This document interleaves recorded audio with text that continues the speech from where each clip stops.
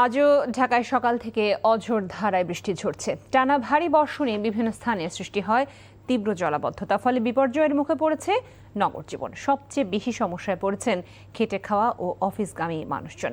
টানা ভারী বর্ষণে রাজধানীর বিভিন্ন এলাকায় জলাবদ্ধতার সৃষ্টি হওয়ায় নগরবাসীর ভোগান্তি আরও বেড়েছে।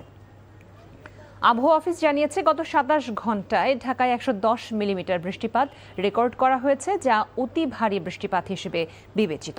আবহাওয়াবিদরা বলছেন, জুলাই বৃষ্টিপ্রবণ মাস হয়, এই ধরনের বৃষ্টিপাত অস্বাভাবিক নয়। ৫ জুলাই থেকে মৌসুমী নিম্নচাপের প্রভাবে দেশের বিভিন্ন এলাকায় বৃষ্টিপাত অব্যাহত রয়েছে।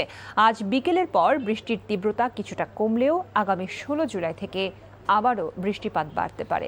পুরো জুলাই মাস জুড়ে বৃষ্টিপাতের প্রবণতা থাকবে। এই যে ক্ষণস্থায়ী সিস্টেমের কারণে এবং পার্মানেন্ট সিস্টেমের কারণে বাংলাদেশের এই বৃষ্টিপাত অব্যাহত ছিল।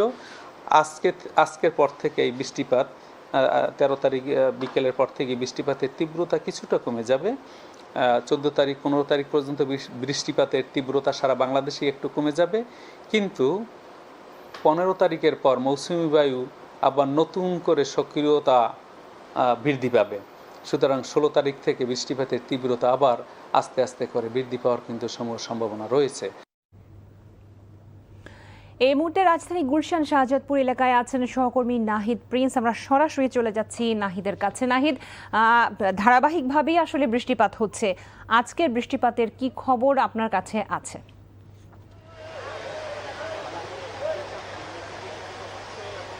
লোপা, সকাল থেকেই বৃষ্টি পড়েছে পুরো রাজধানী জুড়েই। সকাল থেকে গুড়ি গুড়ি এবং ভারী বৃষ্টিও কিন্তু দেখা গেছে।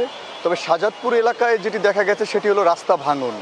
গতকালকে যে বৃষ্টি হয়েছে সেই বৃষ্টির পরে এই যে পানির চাপ, সেই চাপের কারণে রাস্তা ভেঙে গেছে। আমরা দেখাই যে পুরো রাস্তা ভেঙে যে গুলশান শাহজাদপুর যে রোডটি রয়েছে সেই সড়ক জুড়ে পানির চাপের কারণে রাস্তা ফেটে গেছে, পুরো ভেঙে কিন্তু সেই হাতির ঝিলে পানি গড়িয়ে পড়ছে এক পাশের পানি আরেক পাশে। কারণ যে পরিমাণে পানি হয়েছে বৃষ্টিতে, জলাবদ্ধতা যে পরিমাণে ছিল, সেই কারণে পানি আসলে নামার কোনো জায়গা ছিল না। পুরো বনানী এলাকাও কিন্তু প্লাবিত হয়েছে, গুলশান এলাকাও প্লাবিত হয়েছে, আমরা দেখিয়েছিলাম। তো সেই পানি এখন সে শাহজাদপুরের সড়ক ভেঙে এখন গড়িয়ে পড়ছে। পুরো সবাই কিন্তু এই এলাকায় দেখছে যে এটি আসলে এর আগে কখনোই ঘটেনি এই ধরনের ঘটনা। পুরো এই যে শাহজাদপুর থেকে গুলশান যাওয়ার যে সড়কটি রয়েছে, পুরো সড়ক জুড়ে এখন গাড়ি চলাচল বন্ধ রয়েছে পুরোপুরি এই ঘটনার কারণে।